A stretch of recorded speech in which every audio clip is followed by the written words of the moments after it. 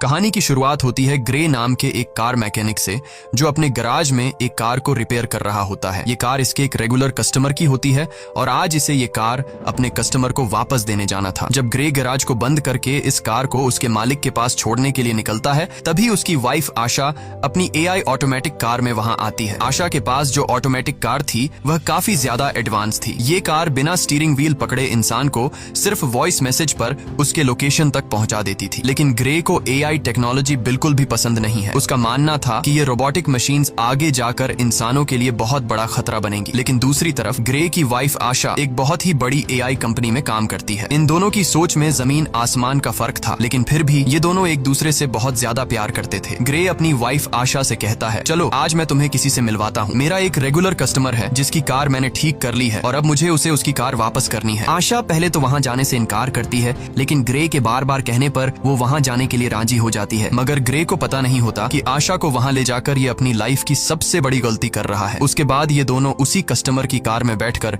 उसके घर की तरफ निकल पड़ते हैं और आशा की ऑटोमेटिक कार भी उनके पीछे आ रही होती है, ताकि जब ग्रे अपने कस्टमर को उसकी कार उसके हवाले कर दे तो ये लोग अपनी ऑटोमेटिक कार में घर को वापस आ सके। वहां पहुंचने पर ग्रे अपनी वाइफ को एक आदमी एरन से मिलवाता है। तब ग्रे की वाइफ उसे देखकर काफी हैरान रह जाती है, क्योंकि एरन एक बहुत बड़ी टेक कंपनी का मालिक था। उसकी कंपनी AI ऑटोमेटिक चीजें बनाती थी। यहाँ आशा अपने हस्बैंड ग्रे से कहती है, तुमने मुझे पहले क्यों नहीं बताया कि तुम मुझे एरन से मिलवाने ला रहे हो। असल में एरन ही ग्रे का रेगुलर कस्टमर था। लेकिन यहाँ हम देखते हैं कि एरन का नेचर थोड़ा अजीब सा था। उसे यह भी नहीं पता था कि जब किसी से मिलते हैं तो किस तरीके से मिला जाता है। आशा एरन से कहती है, मैं भी एक AI टेक कंपनी में काम करती हूँ जो जल्द ही तुम्हारी कंपनी के बराबर में आ जाएगी। जिस पर एरन मुस्कुराते हुए कहता है, ऐसा कभी नहीं हो सकता, चलो दिखाता हूँ क्यों। और फिर एरन उन दोनों को अपनी लैब में ले गया। वहाँ एरन ने खुद का बनाया हुआ एक स्पेशल चिप बताया, जो कि एक AI यानी आर्टिफिशियल इंटेलिजेंस चिप थी, और उस चिप को उसने नाम दिया था स्टेम। वो बताता है कि ये चिप कुछ भी कर सकती है, क्योंकि इसमें बहुत सारे पावर्स हैं और इससे तेज दिमाग आज तक किसी ने भी नहीं बनाया। इस इन्वेंशन को देखने के बाद ग्रे और उसकी वाइफ अपनी इलेक्ट्रिक कार से घर वापस जा रहे होते हैं। कार ऑटोमेटिक मोड पर थी। आशा और ग्रे गाड़ी के पिछले सीट में रोमांस में मसरूफ थे, लेकिन तभी अचानक से उनकी कार अपने रास्ते से भटककर दूसरे रास्ते पर चलने लगती है। ग्रे ये नोटिस कर लेता है कि कार वहां पर नहीं जा रही जहां उसे जाना चाहिए। तब ग्रे की वाइफ अपनी कार को वापस घर के रास्ते पर चलने के लिए कहती है, लेकिन वो कार कहती है कि सिस्टम में कोई खराबी आ गई है। ग्रे मैन्युअली कार की ब्रेक दबाकर उसे रोकने की कोशिश करता है, जिससे कार रुकती नहीं बल्कि उसकी स्पीड और ज्यादा बढ़ जाती है। ये दोनों कार को रोकने की काफी कोशिश करते हैं, लेकिन कार को नहीं रोक पाते, जिसकी वजह से उनकी कार स्पीड ब्रेकर से टकरा जाती है और उलट जाती है। लकीली इस एक्सीडेंट में इन दोनों को ज्यादा चोटें नहीं आती और ये दोनों बच जाते हैं। ये लोग कार से निकलने की कोशिश कर रहे होते हैं कि तभी वहां पर एक गाड़ी आकर रुकती है, जिसमें से 4 लोग बाहर आते हैं और वो इन दोनों को कार से बाहर निकालकर पकड़ लेते हैं। उसी जगह पर एक पुलिस ड्रोन कैमरा भी ऊपर से सब कुछ शूट कर रहा होता है, जो उन 4 लोगों को पहचानने की कोशिश कर रहा था, लेकिन ड्रोन उन्हें नहीं पहचान पाता। यहाँ ग्रे को लगता है कि शायद ये लोग चोर हैं। वो उन लोगों से कहता है, प्लीज हमें छोड़ दो और बदले में तुम बेशक हमारी गाड़ी, पैसे सब कुछ ले लो। लेकिन वो लोग ग्रे की कोई बात नहीं सुनते और उनमें से एक आदमी ग्रे की वाइफ को शूट कर देता है। ये देखकर ग्रे पूरी तरह से सुन्न हो जाता है। ग्रे की आंखों के सामने उसकी दुनिया उजड़ गई। वो तेजी से चीखने लग जाता है। उसके बाद ये लोग ग्रे को पकड़कर पहले उससे खूब मारते हैं और फिर यह लोग ग्रे को भी गर्दन के पीछे गोली मार देते हैं। ये लोग ग्रे और आशा का सारा सामान चोरी करके वहां से चले जाते हैं। ग्रे की सांसें अभी भी चल रही थीं और वो अपनी आंखों के सामने अपनी वाइफ को तड़पता हुआ देख रहा था, लेकिन ग्रे कुछ भी नहीं कर पा रहा था, क्योंकि उसकी बॉडी का कोई भी पार्ट नहीं हिल पा रहा था। और फिर ग्रे की आंखों के सामने उसकी वाइफ की मौत हो जाती है। कुछ देर बाद वहां पर पुलिस आ पहुंची। उन्होंने आशा की बॉडी को पोस्टमार्टम के लिए भेज दिया और ग्रे को हॉस्पिटल में एडमिट कर दिया। हॉस्पिटल में 3 महीनों तक इलाज चलने के बाद ग्रे की जान तो बच गई, लेकिन अब वो चलने के काबिल नहीं था। गर्दन के नीचे गोली लगने की वजह से उसका स्पाइनल कॉर्ड टूट गया। कंधे से नीचे उसका पूरा जिस्म पैरालाइज्ड हो गया। और फिर 3 महीनों बाद ग्रे को घर वापस लाया जाता है और यहाँ पर ग्रे व्हील चेयर पर होता है,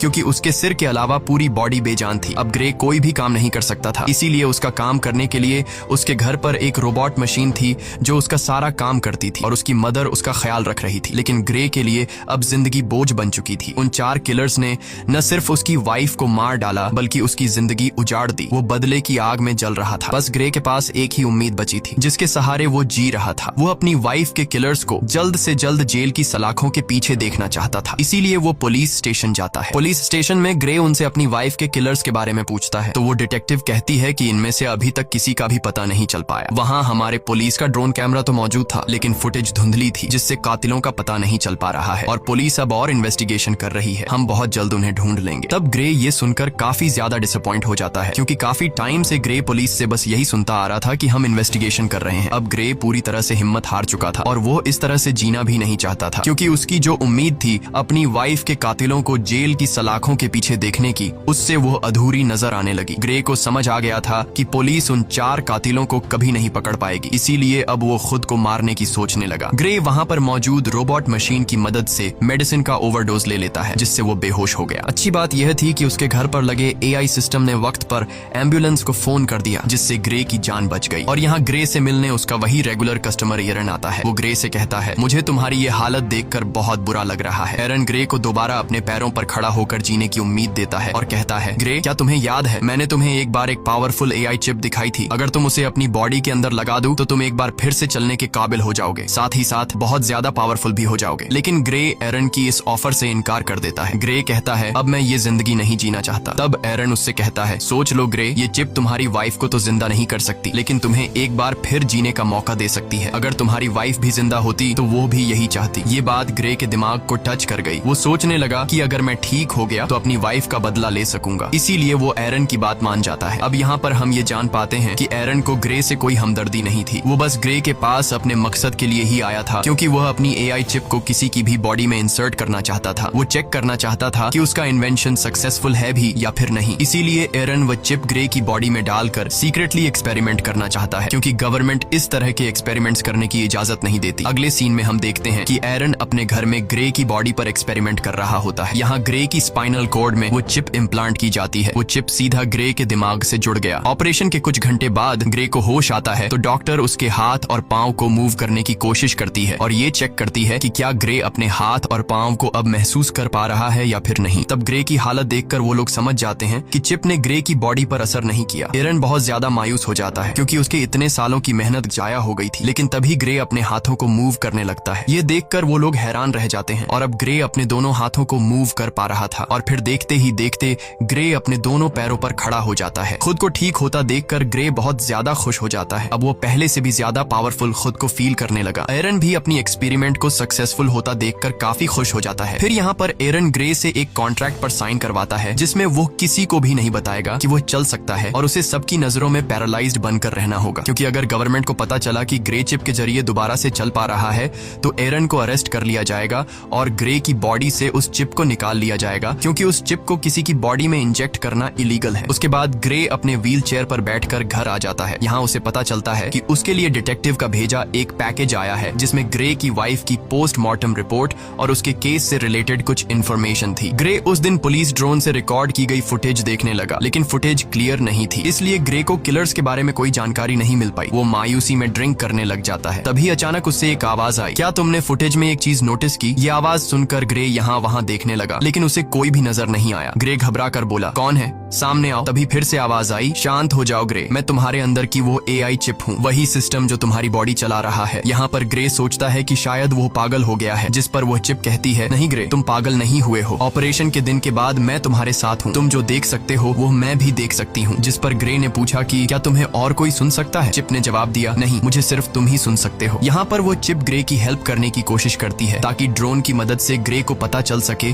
कि उसकी वाइफ को मारने वाले लोग कौन थे। ग्रे के साथ यहाँ पर वो चिप भी सब कुछ देख पा रही थी, जो ग्रे अपनी आंखों से देख सकता था। चिप ग्रे का ध्यान फुटेज में एक किलर की तरफ करती है और कहती है, देखो ग्रे, इन चारों में से एक की बॉडी पर टैटू बना हुआ है, लेकिन ये टैटू बिल्कुल भी क्लियर नहीं दिख रहा था। इसलिए ग्रे बोला, ये तो बहुत ज्यादा ब्लर है, इसे मैं देख नहीं सकता। जिस पर वो चिप कहती है, तुम्हें नहीं दिख रहा, पर मैं तो देख सकती हूँ। मैं इस टैटू का एक क्लियर इमेज बना सकती हूँ, बस तुम एक पेपर और पेंसिल उठा लो। ग्रे के पेपर और पेंसिल उठाने के बाद चिप ग्रे के हाथ की मदद से बिल्कुल परफेक्ट वही टैटू बना लेती है। और जब ग्रे उस टैटू को देखता है तो पता चलता है कि यह एक मिलिट्री टैटू है। रिसर्च करने के बाद ग्रे को उस टैटू वाले आदमी के बारे में पता चल जाता है। ग्रे हैरान रह जाता है कि उस चिप ने तो कुछ ही मिनटों में उस कातिल का टैटू और एड्रेस निकाल कर दे दिया, जो कि पुलिस कई महीनों से इन्वेस्टिगेशन करने के बावजूद भी उन कातिलों को ढूंढ नहीं पाई। ग्रे बहुत खुश हो जाता है, क्योंकि उसे अपनी वाइफ के किलर्स में से एक किलर का पता चल चुका था। तब ग्रे उसके बारे में पुलिस को इन्फॉर्म करने का सोचता है, लेकिन यहाँ चिप ग्रे को ऐसा करने से रोक देती है। वो उससे याद दिलाती है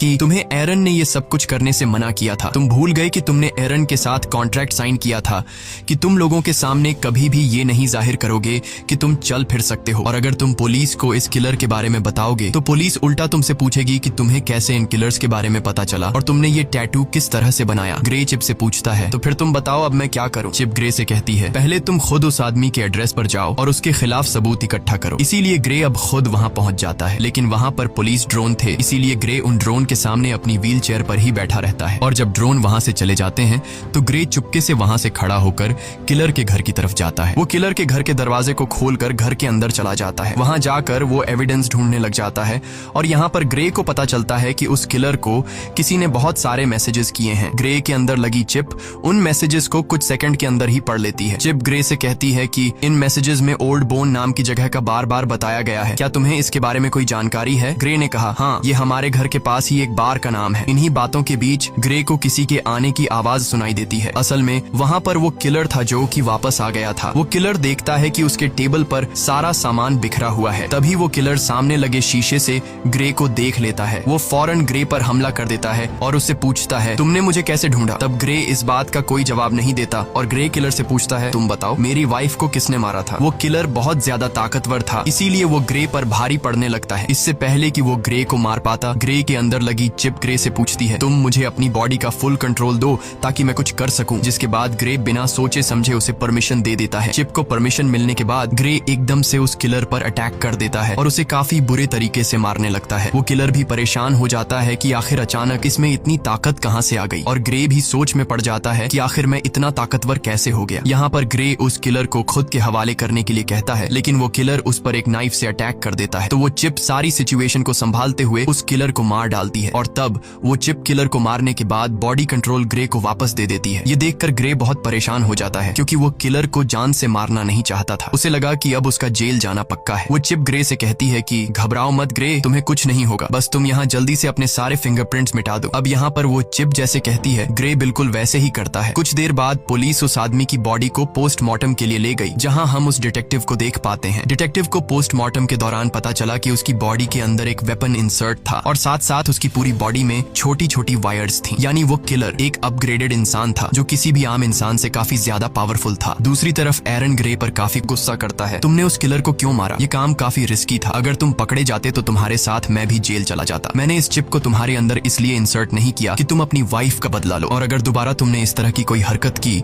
तो मैं तुम्हारे अंदर की इस चिप को डीएक्टिवेट कर दूंगा, जिसके बाद तुम फिर से पैरालाइज्ड बन जाओगे। इधर डिटेक्टिव भी पता लगाने की कोशिश कर रही होती है कि उस आदमी को किसने मारा। तभी डिटेक्टिव को पता चलता है कि जिस टाइम उस किलर का मर्डर हुआ तो उससे थोड़ा टाइम पहले ग्रे अपनी व्हील चेयर पर उसी एरिया में घूम रहा था। जिसके बाद डिटेक्टिव सीधा ग्रे के घर पर आती है। डिटेक्टिव ग्रे को कहती है कि हमने तुम्हें उस टाइम में उस एरिया में देखा है जिस टाइम उस सर्क नामी आदमी का मर्डर हुआ है। हमें उस आदमी पर पहले से शक था कि उसने तुम्हारी वाइफ को मारा होगा, क्योंकि हमारे पास उसका एक काफी बड़ा क्रिमिनल रिकॉर्ड है और वो उसी एरिया में रहता है जहाँ पर तुम्हारी वाइफ को मारा गया था और अब कल उसी आदमी का मर्डर हुआ है। तब यहाँ पर ग्रे हैरान होते हुए कहता है ओ अच्छा, लेकिन अगर तुम ये सोच रही हो कि मैंने उसे मारा है तो तुम्हारी यह सोच गलत है, क्योंकि तुम तो देख सकती हो कि मैं तो पैरालाइज्ड हूँ, और अगर तुम्हें फिर भी यकीन नहीं तो तुम मेरी टांग पर चाकू मारकर देख सकती हो। डिटेक्टिव भी ग्रे पर शक नहीं करती क्योंकि उसे लगता है कि ये तो खुद को नहीं संभाल सकता, तो फिर ये क्या किसी को मार पाएगा। इसीलिए वो ग्रे को बाय कहकर वहाँ से चली जाती है। डिटेक्टिव के जाने के बाद ग्रे रिलैक्स होकर सांस लेता है क्योंकि उसकी जान बच गई। इसके बाद ग्रे चिप से पूछता है कि अब आगे क्या करना है, तो वो चिप ग्रे को ओल्ड बोन बार में जाने का कहती है।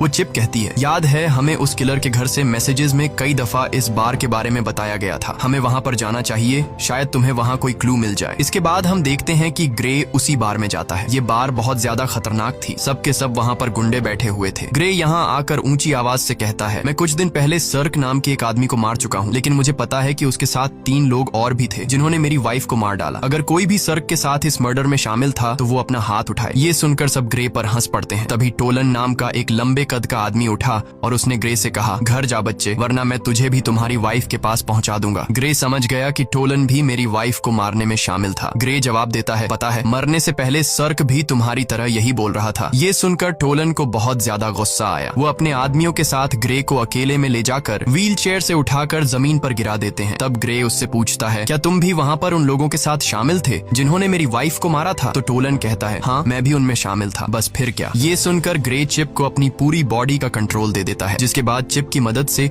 ग्रे उसके पास 2 आदमियों को मार गिरा देता है और फिर टोलन को भी बुरी तरीके से पिटने लग जाता है। ग्रे टोलन को नीचे जमीन पर गिराकर उससे पूछता है तुम्हारे 2 और साथी कहाँ हैं और तुम लोगों ने मेरी वाइफ को क्यों मारा? लेकिन टोलन डरने के बजाय उल्टा हंस रहा था। वो ग्रे को कुछ भी नहीं बताता। तभी वो चिप ग्रे से कहती है, अगर तुम चाहो तो मैं बड़ी आसानी से इसका मुंह खुलवा सकती हूँ। ग्रे कहता है, क्यों नहीं, तुम जरा ट्राई करो। वो चिप उस किलर का फेस पूरी तरह से कट कर देती है। ग्रे पूछता है, अब बता क्यों मारा था मेरी वाइफ को। टोलन की सारी हेकड़ी निकल गई और फौरन उसने कहा, हमें पैसे मिले थे तुम्हारी वाइफ को मारने के लिए और मुझे फिस्क ने पैसे दिए। लेकिन इससे पहले कि ग्रे उससे फिस्क के बारे में कुछ पूछ पाता, वो आदमी वहीं पर मर जाता है। ग्रे गुस्से में चिप से कहता है, मैंने उसे मारने को तो नहीं कहा था, बस तुम्हें सिर्फ इसका मुंह खुलवाना था। तभी ग्रे की नजर उस मरे हुए आदमी के गले में लगी चेन पर पड़ी, जिस पर उसे बनाने वाली कंपनी का बोल्ट नाम लिखा था। ये देखकर ग्रे को शॉक हुआ, क्योंकि उस कंपनी में ग्रे की वाइफ आशा काम करती थी, यानी आशा के अपने ही कंपनी वाले उसे मरवाना चाहते थे। उधर एरिन को पता चल चुका था कि ग्रे ने फिर से किसी की जान ले ली। अब वो जल्दी से चिप को शट डाउन करने की कोशिश कर रहा था। तभी वो चिप ये बात ग्रे को बता देती है कि मुझे एरिन शट डाउन करने की कोशिश कर रहा है, इसीलिए हमें जल्द से जल्द कुछ करना होगा। ग्रे बोला, अब क्या करें? तभी वो चिप ग्रे को एक हैकर के बारे में बताती है, ताकि उस हैकर की मदद से एरिन की इनपुट को हटा सके, जिससे एरिन का होल्ड खत्म हो जाएगा और वो कुछ भी नहीं कर पाएगा। चिप ग्रे को जेमी नाम के एक हैकर का पूरा एड्रेस दे देती है। इसके बाद ग्रे उस हैकर के पास जाने लगता है। कुछ देर बाद ग्रे उस हैकर के फ्लैट तक पहुंच जाता है, लेकिन दूसरी तरफ एरिन उस चिप को 30% शट डाउन कर देता है, जिससे ग्रे की एक टांग पैरालाइज हो जाती है। लेकिन ग्रे फिर भी हिम्मत करके ऊपर जाता है। एरिन तेजी से चिप को शट डाउन करने के काम पर लगा रहता है, जिससे ग्रे का एक हाथ और एक पांव पैरालाइज हो जाता है। लेकिन इससे पहले कि एरिन ग्रे को पूरी तरह से पैरालाइज कर देता, ग्रे हैकर के डोर तक पहुंच जाता है। इसके बाद एरिन ग्रे को 100% शट डाउन कर देता है। अब ग्रे पूरी तरह से पैरालाइज हो चुका था। अच्छी बात यह थी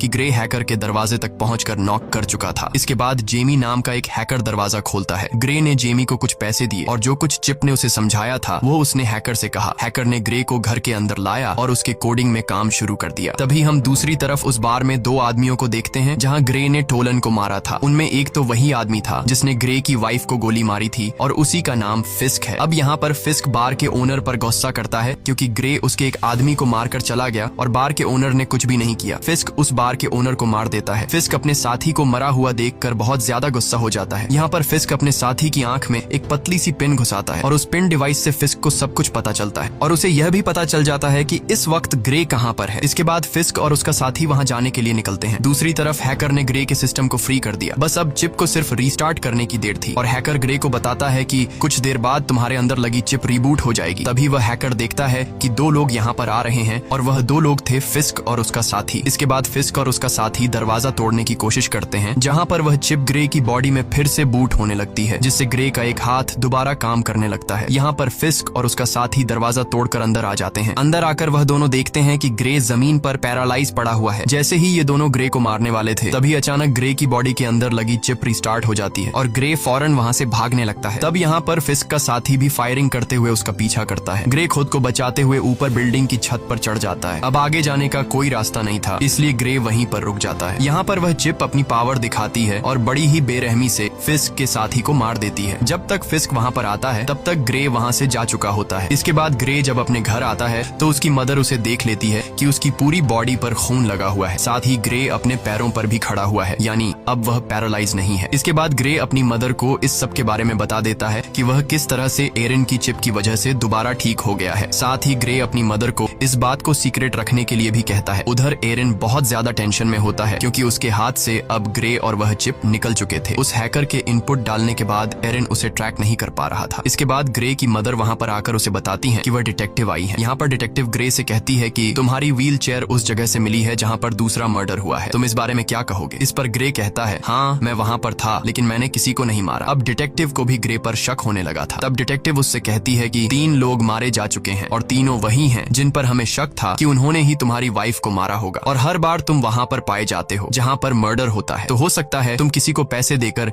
ये सारे मर्डर्स करवा रहे हो। तब ग्रे उससे कहता है, अगर आपको ऐसा लगता है तो आप मेरी कॉल रिकॉर्ड चेक कर सकती हैं। तब यहाँ पर वह डिटेक्टिव कुछ नहीं कह पाती और जाते वक्त वह चुपके से ग्रे की जेब में माइक्रोफोन डालकर चली जाती है। ग्रे को अब रियलाइज होने लगा कि कातिलों को सजा देने के जुनून में अब वह खुद एक कातिल बन चुका है। ग्रे कहता है, अब मुझे ये सब कुछ बंद करना होगा। तो वह चिप कहती है, नहीं ग्रे, हमें इस आखिरी आदमी को मारना होगा जिसका नाम फिस्क है, क्योंकि अगर हमने इसे नहीं मारा तो वह हमें मार देगा। लेकिन ग्रे अब और किसी को नहीं मारना चाहता था, इसलिए वह चिप से कहता है, बस अब बहुत हो गया, तुम मेरे दिमाग से निकल जाओ। तभी ग्रे की बॉडी अनकंट्रोल होकर पीछे तकिए पर गिर जाती है। ग्रे ने चिप से परेशान होकर पूछा, मैं हिल क्यों नहीं पा रहा हूँ? इसके बाद वह चिप ग्रे को कहती है, उस हैकर ने जो कोड मेरे सिस्टम सिस्टम में एंटर किए हैं उसकी वजह से मैं पूरी तरह से आजाद हो चुकी हूँ। इसका मतलब ये है कि अब वह चिप ग्रे की परमिशन के बिना वो सारे काम कर सकती है। ग्रे, अब मुझे तुम्हारी बॉडी का फुल कंट्रोल मिल चुका है। अब तुम मेरी मर्जी के मुताबिक चलोगे। अगर मैं चाहूँ तो तुम अपने हाथ की एक उंगली तक हिला नहीं पाओगे। ये सुनकर ग्रे के गले में सांसें अटक गईं। यहाँ पर ग्रे और चिप आपस में जो बातें कर रहे थे, दूसरी तरफ डिटेक्टिव भी वह सारी बातें सुन रही थी, क्योंकि उसने ग्रे के पॉकेट में एक माइक्रोचिप डाला था। लेकिन यहाँ पर डिटेक्टिव को ये बात समझ नहीं आती कि ग्रे जिसे बात कर रहा है आखिर वो है कौन। इसके बाद चिप ने ग्रे से कहा, अब चलो ग्रे, हमें उस आखिरी कातिल को खत्म करना है। अब ग्रे अपनी बॉडी पर पूरी तरह से कंट्रोल खो चुका था, इसलिए चिप उनसे जो कहता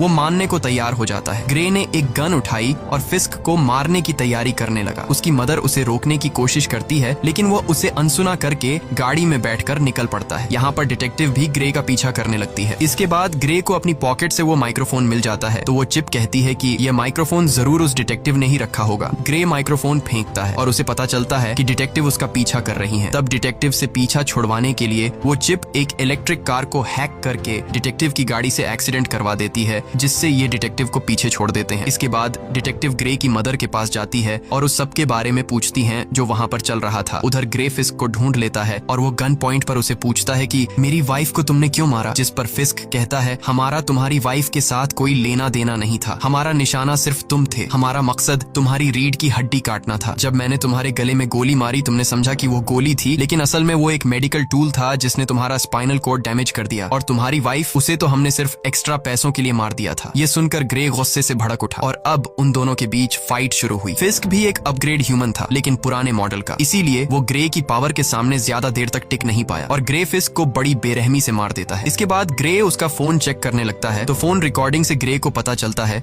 कि यह सबके पीछे कोई और नहीं बल्कि एरन है। उसी ने ग्रे की वाइफ को मरवाया और ग्रे को पैरालाइज कर दिया। अब ग्रे बिना कुछ सोचे एरन को मारने के लिए उसके घर में जाता है, लेकिन वहाँ एरन अकेला बैठकर रो रहा था। ग्रे ने एरन से पूछा, क्यों किया ऐसा तुमने? मैंने तुम्हारा क्या बिगाड़ा था? एरन कहता है, ये सब मेरी प्लानिंग नहीं थी, मैंने तुम्हारी वाइफ को नहीं मरवाया। ग्रे कहता है, झूठ मत बोलो, मैंने तुम्हारी रिकॉर्डिंग मोबाइल पर सुन ली है। इससे पहले कि ग्रे एरन को मार पाता, पीछे से डिटेक्टिव आकर ग्रे को गन फेंकने के लिए कहती है और जैसे ही डिटेक्टिव ग्रे के पास आती है तो ग्रे डिटेक्टिव को गिरा देता है। अब यहाँ उस डिटेक्टिव को ग्रे मारना नहीं चाहता था, लेकिन वो चिप मारना चाहती थी। ग्रे अपनी पूरी जान लगाकर डिटेक्टिव के गले से अपना हाथ हटा लेता है। अब चिप ग्रे से कहती है, क्या अब तुम मुझसे ही लड़ना चाहते हो? तुम्हें पता नहीं है कि तुम्हारा दिमाग मेरे कंट्रोल में है, तुम जानते हो कि मैं तुम्हें दर्द भी दे सकती हूँ। इसके बाद वो चिप ग्रे के हाथ से चाकू उठाती है और उसके दूसरे हाथ में दे मारती है, जिससे ग्रे चीखने लग जाता है। ग्रे अब फिर से डिटेक्टिव को मारने के लिए आगे बढ़ा। वो उसे मारने ही वाला था कि डिटेक्टिव उसे टेजर गन से शॉक दे देती है, जिससे वो नीचे गिरकर पैरालाइज हो जाता है। इसके बाद एरन हाथ में बंदूक लिए ग्रे की तरफ आगे बढ़ा और यहाँ पर होता है मूवी का मेन प्लॉट रिवील। यहाँ पर एरन कहता है, इस चिप को मैंने बनाया था और तुमसे पहले मैं इस चिप से बातें करता था और मुझे चिप ने बताया कि वो इंसानों की तरह बनना चाहती है। मैंने वही किया जो तुम्हारे गले में लगी चिप ने मुझसे करवाया। फिस्क को कॉन्ट्रैक्ट देकर तुम्हारी वाइफ को मरवाना, तुम्हें पैरालाइज करना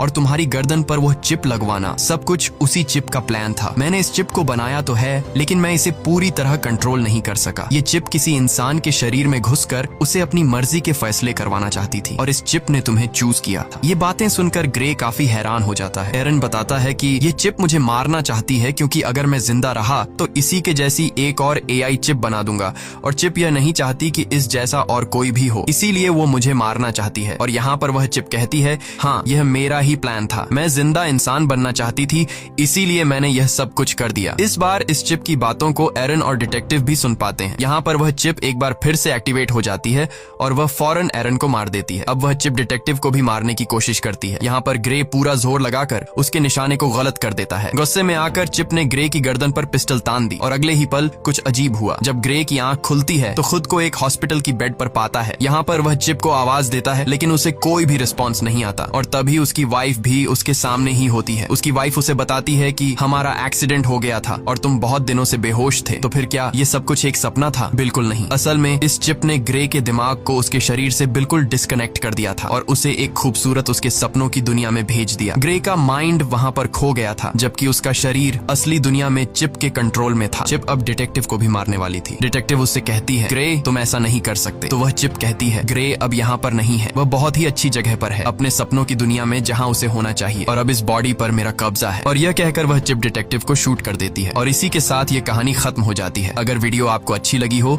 तो हमारे चैनल को सब्सक्राइब और वीडियो को लाइक जरूर कीजिएगा।